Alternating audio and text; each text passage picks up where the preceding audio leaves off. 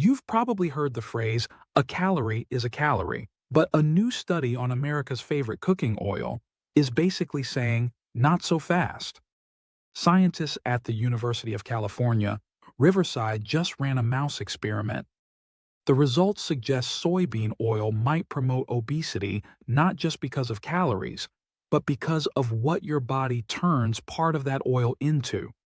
If you want to look it up later, it's a 2025 mouse study from UC Riverside, published in the Journal of Lipid Research. This wasn't a survey or a food diary. It was a tightly controlled lab experiment. Researchers fed normal mice a high-fat diet based on soybean oil. About 10% of their calories came from linoleic acid. That is the main omega-6 fat in soybean oil. It's the same oil that quietly shows up in restaurant fryers and packaged snacks. It's also in most salad dressings and mayonnaise. On that diet, the normal mice did exactly what you'd expect. They gained a lot of weight. They developed fatty liver, and their blood sugar control got worse. Then comes the twist. The team used a second group of mice that were genetically engineered. These mice made a different version of a liver regulator protein called HNF4-alpha. Specifically, they had the P2 form. Here's the cool part. The P2 form is usually seen in fetal liver, not adult liver. Flipping the switch back to this fetal mode changes how a lot of metabolism genes behave. Both groups of mice ate the same soybean oil-based high-fat diet. Same calories. Same macronutrients. But the genetically tweaked mice gained much less weight. They did not develop glucose intolerance, and they did not develop fatty liver. Same food. Different bodies. Very different outcome. So what changed? The difference was how their bodies processed linoleic acid into tiny signaling molecules called oxylipins. Soybean oil is very rich in linoleic acid.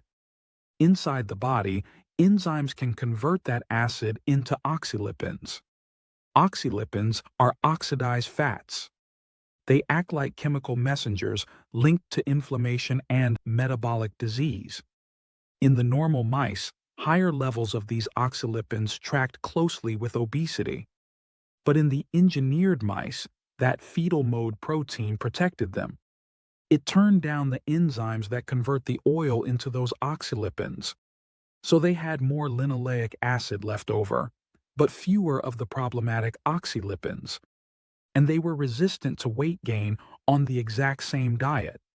So the headline isn't simply, soybean oil is evil. A better summary is this. On a high soybean oil diet, if your liver turns that fat into oxylipins, it helps drive obesity and fatty liver in these mice.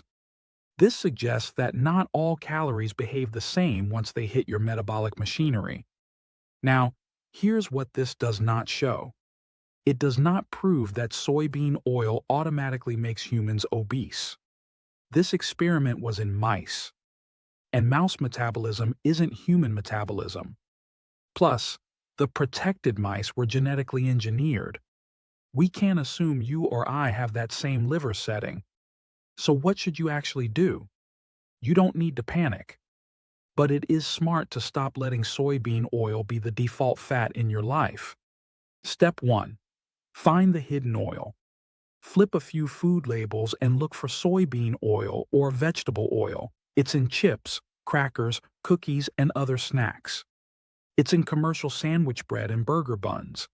It's in salad dressings and sauces. And it is definitely in fast food items and frozen fried foods. Those are the places where you get huge hits of linoleic acid without thinking about it. Step 2. Upgrade your home base. For everyday cooking, lean on extra virgin olive oil. Use avocado oil for higher heat cooking. Butter, ghee, and coconut oil can have a place in small amounts. But a big win is simply moving away from anonymous vegetable oil. Step 3. Remember the bigger pattern. The mice that got into trouble weren't just eating soybean oil. They were on a high-fat, high-soybean oil diet by design. For humans, the problem stack looks like this: ultra-processed food, seed oil-heavy frying, sugar and refined carbs, poor sleep, low movement, and high stress.